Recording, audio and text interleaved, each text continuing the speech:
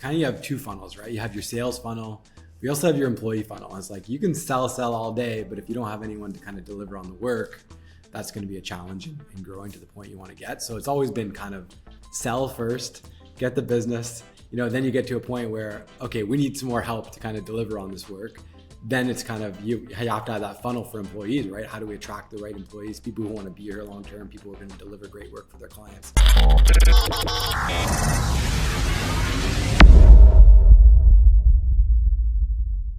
All right, welcome to Hack to the Future with Kyle Roof. I am Kyle Roof, and today we have Brock Murray, who is the co-founder of SEO Plus. Welcome, Brock. Thanks, Kyle. Pumped to be here. I'm pumped to have you, actually. There are times when I've had people on, and I really haven't had personal questions, and on this one, I feel like I've got a couple that I want to guide because I want the answer.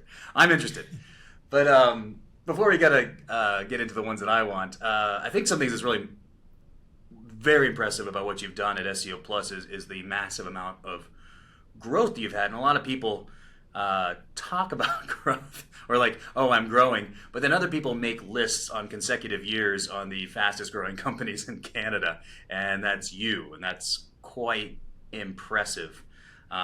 Your resume on what you've done is tremendous. And I recommend anybody listening to go to your LinkedIn and check out what you have done. I think maybe a first question, let's say somebody's got an agency and they wake up today and they're like, today's the day I start scaling. I'm now going to commit to it. What is maybe that step one? Maybe it's a mindset, maybe it's something actual, but like what, all right, I want to commit to this idea of scaling and growing my agency. Where do I need to go first? Yeah, I think for me, it was really just knowing that was the direction I wanted to take.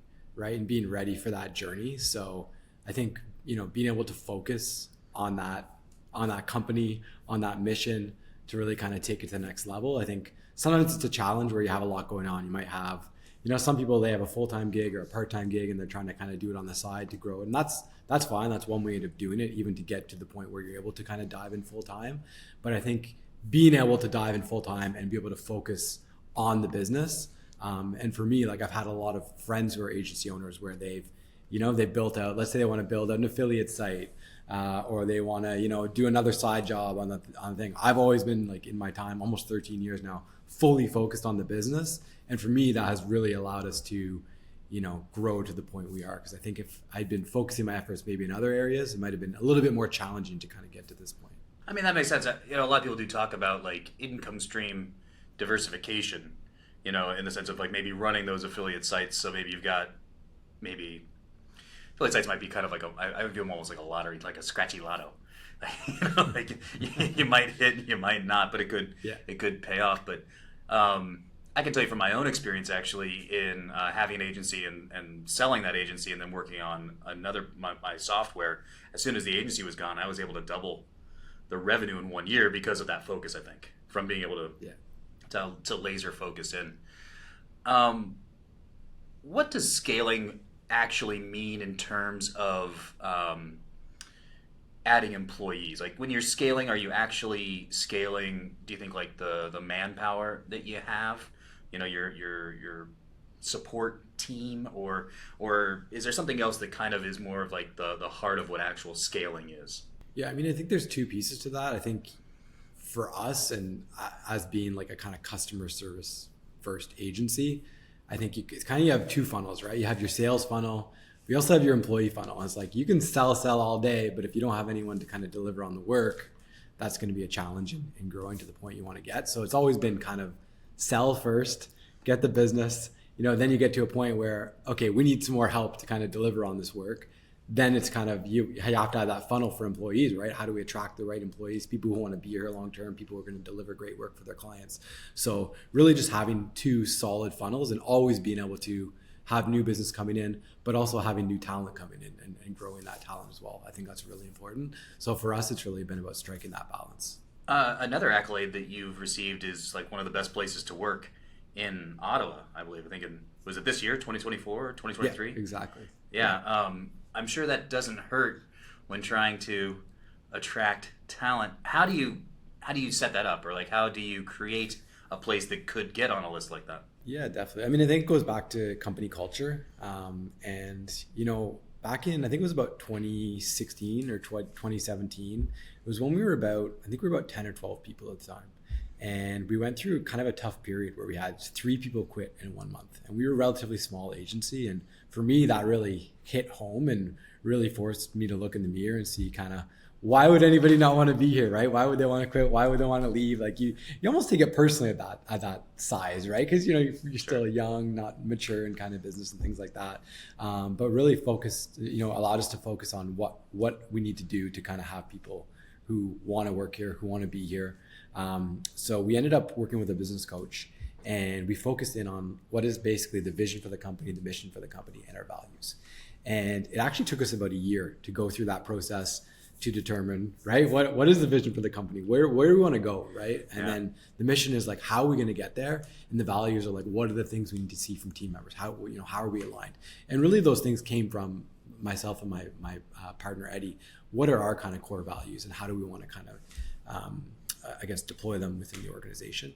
And then from there, like once we had kind of determined what those are, then it was actually like living them out. So like, for example, when we were having scrums with the team or team meetings, we were actually going through and talking about those, doing awards with those things to kind of incentivize those behaviors, right? So really it kind of all starts with that foundation of the vision, the mission, and the values, and then living them out. And then really the culture will develop itself one way or the other, whether you're intentional with it or whether it just happens naturally. So the more intentional you are with it, the more you can kind of form what that is. And for us, it's really been, we're 13 years in now, probably 6 or 7 hard years of like actually forming that culture. And you really, really start to see it have an impact on the team, on the clients, on the work, at this point.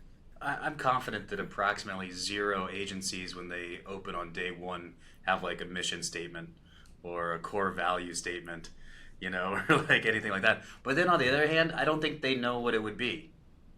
It might almost be counterproductive to try to write a mission statement on day one, because you really don't know what your identity is. You kind of need to form that almost as you go. But then maybe once you are at a place that you can do that, that's a tipping point, perhaps, of now you can grow. That's a really good point, because day one, there's no way we know we would have known what those are, right? It's really how do you know how to run a business? Well, that's it. But I think you'll know really quickly that you need it. Right. That's good. That's good. If somebody's looking at particular KPIs for scaling, for growth, are there any that kind of stand out to you as like, I would watch these numbers, or I'd look at this with this or that? Yeah, for us, sales is a really important aspect of business. And really, we've always had good growth over the years, typically anywhere from 20 to 30% growth year over year. Last year was a little bit more challenging, I think, in the economy for marketing agencies. I think, at least, Canada and the US, there were a lot of businesses cutting back and things like that, which obviously hurt new business growth and things like that. So I think we were up about 10% last year, which was on the lower end for us. But I think when you zoomed out, it was actually still a very solid year. So in terms of KPIs, for us, we know we have certain targets we want to get on a monthly basis in terms of new monthly recurring revenue, in terms of project revenue. And to get to that point, we need a certain number of leads. We need a certain number of conversations, right? And a certain number of opportunities and leads. So for us, it's about how can we be intentional with, the work we're doing on the marketing side, which is going to lead to opportunities, which is going to lead to sales, which is going to lead to work. So really, we have very specific metrics that we set in terms of targets. In terms of, for example, we're a marketing agency, so we can do multi-channel approach where there's, we do some outbound, we do, obviously the referrals and things like that. We do SEO, we do paid ads, we have events, things like that. So obviously a mix of different sources, but we know when we ramp up those events, for example, and we ramp up our, paid ad campaign, we know that's going to, bring us more leads, going to bring us more sales. So I think it's really knowing your numbers in terms of how many conversations do I need to have, which is going to lead to how many deals I'm going to have, right? I think really always looking at that almost every day, right? You can kind of feel when it's going to be a little bit slow next month because there haven't been enough conversations this month, right? 100%. That was something my business partner got very detailed on with us, and that was really when we were able to scale. Was like, we need this number of phone calls. Like, we need this number of like warm leads is actually better, I think, what we looked at. Not just numbers, but like this is qualified as a warm lead. We need this many here, which leads us to this many proposals, which leads us to this many clients for the month so that we can outpace any churn that we might have. Oh, absolutely. Because that's the thing, the churn rate as well, right? Because even if your churn rate, let's say it's 10%, like 90% retention, going down to like even like 80% can have a significant impact on your growth, right? So sure. Like we had a point last year in about a 3-month window where we churned about $1 million of recurring revenue, which that hurt, right? Like, it stops the heart for a second. It hurts because even this year, right, that revenue would have grown and you would have been even further along. But for us, I think that really forced us to sit down, think about, okay, what's going on. I know there's always outside factors, but I never want to try to blame outside factors or use that as an excuse. It's like, what can we control and what can we do internally to kind of mitigate that? So obviously there's been a lot of things we've done, but there's, focus obviously on customer service, impact, results, value for money, even going to those clients where they might be on a $5,000 monthly contract and, things are going fine, but even challenging them, like, what could you do with that budget that would have a bigger impact than what you're on right now, right? And like, that's difficult, I think, for an agency to go in, and it's almost like sometimes you might even be churning yourself, be like, hey, you know what, maybe spend a little bit less here and, focus. I think that's challenging. And I think that takes a lot of like maturity as an agency owner. But I think that's important for the long-term growth of the agency. And I think your clients will appreciate that as well. I totally agree. One of your areas of expertise is in digital assets, in particular in valuation of digital assets, and then also how they impact M&A scenarios. I guess as a first question, let's take a step back. And what is a typical, digital asset that something that you'd be working with, or something that you regularly see? Yeah, so typically it would be something like a website, a social media channel that might have a lot of followers, say, a TikTok page or an Instagram page. Okay. It could be even like a mailing list for e-commerce type of thing. It could be an app. So there's like even like a Google Ads account. Any of these things they're not in the conventional way viewed as an asset. If you go talk to like a CFO, they're not going to agree that it's an asset.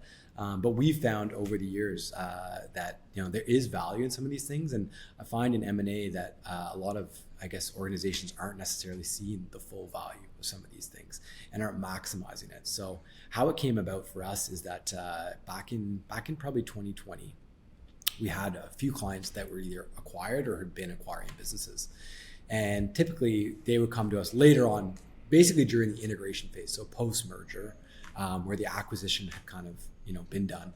And for example, one was like, okay, we just acquired this business, go see what you can do. Like, how can we, they have this website, how do we fold it in, and you're forced to kind of come up with this kind of integration plan on the fly.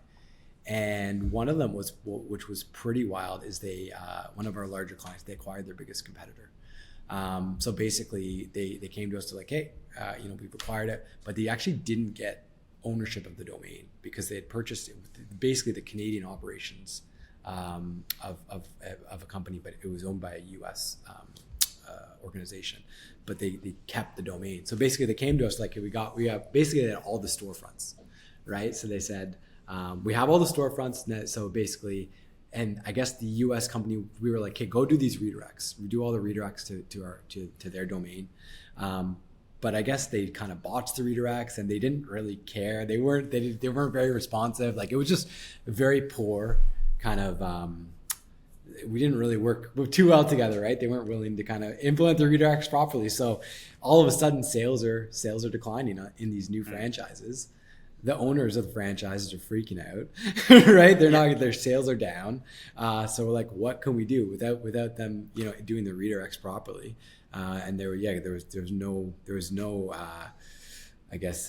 fire under their feet to actually get it done. So basically what we ended up doing is going, we had to literally go to, because each was a kind of individual location, basically go update all the citations like manually, and basically everything we could do just to kind of mitigate it, to try to get like some of that traffic back. Eventually they did do the regs, but it was after like 3 months of like back and forth, you know what I mean? So we saw firsthand the damage that can happen when proper planning is not done in a merger and acquisition. And I've got many other examples. So basically what we came up with is like, how could we help business owners understand the value of those assets so that if they are going to go through an M&A process, that first of all, they can capture the value of those assets, and secondary, where the acquirer can actually see the value and actually build out a plan to integrate those. So I think that's how we kind of came across it, and it's been a really interesting journey with that. Is, for example, I've gone to like M&A clubs, I'm presenting on this, and I'm sure someone like, who is this guy? Like some marketer telling us how to do our job, But it's kind of a very interesting niche where I think there is a lot of value. Is like if someone has $500,000 of organic traffic, being able to tell them like, hey, if you can spend another $100,000 this year and bump that up to 800,000 worth of traffic, you're going to significantly increase your return on sale. So that's kind of been a focus area for us. I was talking with Nick Eubanks, who's the head of acquisition for SEM Rush now, and something he's talking about with these types of assets is it's an opportunity to decouple them from revenue, so that you're not doing like a typical EBITDA or net profit valuation, but you're looking at what it can generate in terms of other things, such as traffic that can generate leads, for example. Would you say that's a fair understanding of what these things can be, that they're not your typical asset that is completely tied to revenue and then would do a net profit type valuation, but it can have much higher levels of valuation outside of that based on what they actually are?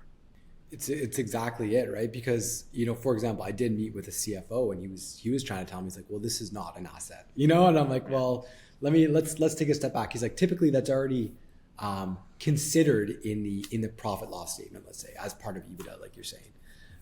So I kind of challenged it a bit, and I was like, okay, well, let me give you an example. If we're looking at last year's profits for the company, and you look at all the line items, let's say they brought in $1 million and they netted out 200,000. And let's say the majority of those sales are coming from organic search, right? They have a really good SEO strategy. They're bringing in business. Let's just say they got hit by a Google penalty, because they were doing some spammy practices or whatever. All of a sudden now their traffic is tanked, right? And like, they're not going to see that same growth next year. Obviously that's going to hurt the valuation. At the same time, let's say they invested a ton into SEO and they actually increased their organic traffic, and they're actually going to have much higher sales next year. Like, that's got to be considered somewhere without just looking at the financials, right? So I think that's an important aspect. Would you say it's something that you were saying earlier about like helping people understand maybe what they have, in terms of those assets? Is that something you would tell people, maybe even like an agency, you should focus on these things to be able to present that you have these particular assets that make your company more valuable? And would you consider a strategy to acquire those types of assets as an agency to make yourself more valuable? Yeah, so for us, we've been more focused on specifically on the digital asset valuation, is really just trying to give them a value on what we think it's worth, basically. Okay. So just really a report to kind of say our I guess our angle from that is, what can we do to maximize that? So if we know, this social media page is worth this much, this website's worth this much, how can we help you with a strategy to kind of increase that if your plan is to exit in 12, 24 months? So for us, it's less about acquiring those assets, more about helping them kind of maximize the value. But we long-term, like, we want to work with acquirers, like that's our goal. So we kind of see that as a funnel to the acquirers, basically. Because usually, like, we've had lots of clients who have been acquired. Usually they'll give you at least a meeting, all right? They'll give you at least an opportunity to kind of chat. And I think we've had really good success with those acquirers and be able to maximize kind of return. And a lot of them are multi-location and things like that, which is kind of our target. So that's kind of been us for it. It's almost like it's a funnel to kind of those acquirers, basically. Would you say, you mentioned that you have been on stage speaking about this, and at first maybe people are like, who is this guy? But have you found that once you've been on stage a few times, then you are the guy? There's sort of there becomes this shift of, you went from like, who is this, to this is the one, this is the guy, because you've been on stage, and it almost turns into a sort of a lead funnel because of that? Yeah, I mean, I think we're getting there. My first presentation was this summer. We first kind of came up with the idea in the spring, but to really formalize it and, created a website and basically productized it. And I'm just trying to spread that message, right? I think for me, it's like the more people I talk to who kind of give me some feedback, I think that allows me to hone in on kind of what the angle is and how we can kind of maximize the value, right? So I think and just getting the message out there, like continue like banging it home, right? So I don't know if we're there yet in terms of I'm the guy, but I'm hopeful that, you know, the more conversations we have with different people, because everyone's got a different angle. I've talked to business valuators, I've talked to M&A for people who are like for legacy businesses that are like retiring and things like that. I've talked to CFOs, bookkeepers, bankers, right, insurance people. So it's like everyone has their own angle and their own perspective. So I think that's been really interesting to kind of aggregate that and just continue kind of, you know, moving forward. Very cool. All right, now we're going to play a little game I like to call "Do you agree with this statement?" I will give you a statement and you will tell us if you agree or disagree. Do you understand the rules of the game? Yeah. Do I have to expand or just straight up? So, a key to success is to be a jerk to everyone and ignore your community entirely. Would you agree or disagree with that statement? Disagree. I think I know that you are very, very involved and invested in your community, in particular, big brothers and big sisters. Is that correct? Yes, absolutely. Tell me what that has meant to you, and maybe personally, what has that meant to you? Yeah, absolutely. Like for me, at this point, I mean, I'm not getting any younger. You know, I've been in the industry, been doing SEO and had the agency for about 13 years now. But I've been in web for 20 plus years. You know, and it's been a grind. Like it's not easy to grow a company, and you know, it's you never kind of able to turn off, right? And that's a challenge. But something that really helps me kind of get through is giving back. And I think I've reached a point in my career where I'm able to take a little bit of time and also have the resources to be able to give back in different ways. So last year I really, you know, obviously you're always thinking about things and what's the future, and just kind of stopped and zoomed out a little bit. And for me, a really big focus for last year was giving back in different ways with time, financially, and also even just like with our own team's time of being able to help these organizations with their, you know, Google ad grant campaigns and things like that, right? So a big focus in giving back. Did a lot of different events, a lot of different support, and for me, that's just like, I think that's really important that, you know, if you're able to in any way, you know, give back to these organizations. And Big Brothers Big Sisters is a local organization. They basically provide kind of youth mentorship. So for people who, you know, for children who might not have, you know, a parent at home, or maybe they just, you know, want someone else that they can talk to help, you know, them through challenges in school and things like that. So just a great local organization, and we try to support them in different ways. There's been, you know, a few different campaigns we've done with them throughout the year, and they actually awarded us with the Start Something Big award for our work with them. We helped them basically maximize their Google ad grant, and we kind of did that in kind. It's just a great organization, and we're helping a few other organizations as well right now. And I think for me, it feels good to be able to give back and help the community. So it's really important work for sure. Fantastic. One last question for you. I was reading something that you posted on LinkedIn, and you talked about that this past year, kind of in retrospect, was a grind. And I think you also mentioned here in this little chat that we've had that you know, there was a downturn in the industry, kind of overall, and how that has affected agencies. As you look forward to 2025, are you kind of seeing there might be another kind of grind year, or do you see that things might be looking a little bit better? I think it's looking good. I'm super hyped. Like right now, honestly, the past 6 months, I don't know what happened in June. I don't know if it's when like rate cuts started lowered in Canada or what, but people finally started signing deals. Before it was like you were waiting a month before you heard back and stuff. And I don't know what's happening now. We have people reaching out, and a week later they're signing. So it's been a very, very strong past 6 months, and I'm hopeful that's going to carry through. I think, you know, the past year has been interesting, obviously, with a lot of the newsworthy stuff around, you know, Gen AI, around all these Google updates, right? Helpful content updates and things like that. I think there's just a lot of people are just trying to find their footing, I think, in marketing right now and in SEO. I think even SEO as an industry, I think, is a lot of people have asked, like, everyone says SEO dead, you know, like, but I think it's truly people are like, actually, like, what is the future for SEO? Even to the point where we've questioned, like, do we rebrand, right? Is this going to be something that's core to our to our organization long term? Is this something that's going to stick around? Like, what is that going to look like? But I think for us, it's really focusing in on what are the areas that are having a lot of impact for clients. For us, it's around, for example, digital PR has taken off, right? Like, we've been doing it since 2016, but we've really seen growth there, and it's really for us having an impact on those campaigns. Obviously, I mean, paid ad campaigns with Google Ads and Meta are continuing to grow significantly. I think that department for us has probably doubled in the past 2 years, and clients are continuing to see a return on ad spend.